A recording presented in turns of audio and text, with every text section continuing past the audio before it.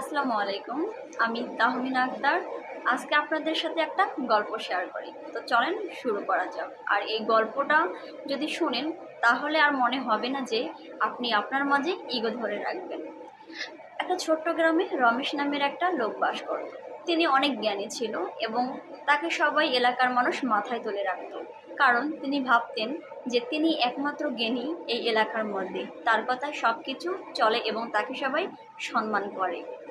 গ্রামে একটা মেলার আয়োজন করা হলো। আর মেলার মূল আলোচনা হলো যে জ্ঞান প্রতিযোগিতা। তো রমেশ ভাবলো যে এই প্রতিযোগিতায় আমি জিতবো আর আমি সবার প্রশংসা পাবো, এটা কোনো ব্যাপারই না। তো খেলার প্রথম রাউন্ড যখন শুরু হয়ে গেল, বিচারকরা তাকে প্রশ্ন করলেন।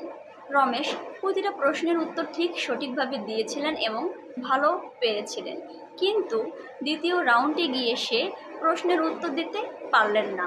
বিচারকরা তখন বিস্মিত হয়ে গেলেন এবং বিচারকরা তাকে একটা প্রশ্ন করলেন, জ্ঞান শুধু বই থেকে নয়, অভিজ্ঞতা থেকেও আসে, এ থেকে কি বুঝলেন? রমেশ তখন বললেন যে আমার ভুল হয়ে গেছে, আমি বুঝতে পেরেছি আসলে এই ইগো জিনিসটা মানুষকে অনেক দূর নিয়ে যায়, তার চিন্তা ধারণা অনেক নিম্নমানের পর্যায়ে চলে যায়। সে ভাবে যে সে ছাড়া এই দুনিয়াতে কিংবা বলেন যে তার সমাজে যে যেখানে বাস করে তার উপরে কেউ যেতে পারবে না। এই ইগো মানুষকে এমন পর্যায়ে নিয়ে যায় যে সে এক পর্যায়ে সে নিজেকে অনেক বড় ভাবা শুরু করে। সে ভাবে যে সে সবচেয়ে বড়, সে সবচেয়ে জ্ঞানী এবং তার কোনো ভুল হতে পারে না। কিন্তু এ থেকে আমরা কি বুঝলাম যে ইগো মানুষকে এতটা নিচে নিয়ে যায় যে তার ভবিষ্যতে যে চিন্তা ধারণাগুলোকে আরও উন্নত করা উচিত। তাই আমাদের মাথায় রাখতে হবে যেন আমরা ইগোটা না রাখি। ইগোর কারণে আমাদের অনেক আত্মসম্মান ধূলিসাৎ হয়ে যেতে পারে।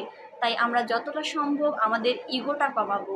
একটা ইগোর কারণে একটা সম্পর্ক নষ্ট হয়ে যায়, একটা ইগোর কারণে আমাদের পরিবেশের অনেক কিছুই নষ্ট হয়ে যায়। আমরা অন্যকে ছোট করে কথা বলি।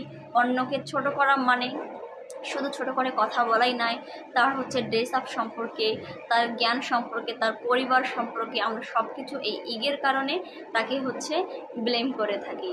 তো আমরা চেষ্টা করব যেন আমরা নিজের ইগোকে নিয়ন্ত্রণে রাখি, আমাদের ইগোকে হচ্ছে আমরা কন্ট্রোল করি। এর মাধ্যমে আমাদের যত সম্ভব ভালো ভালো বই পড়া, বাস্তব অভিজ্ঞতা নেওয়া, নিজেকে নিজের ভুলগুলোকে সংশোধন করা, নিজেকে জাজ করা, নিজেকে প্রশ্ন করা এবং মেডিটেশন করা।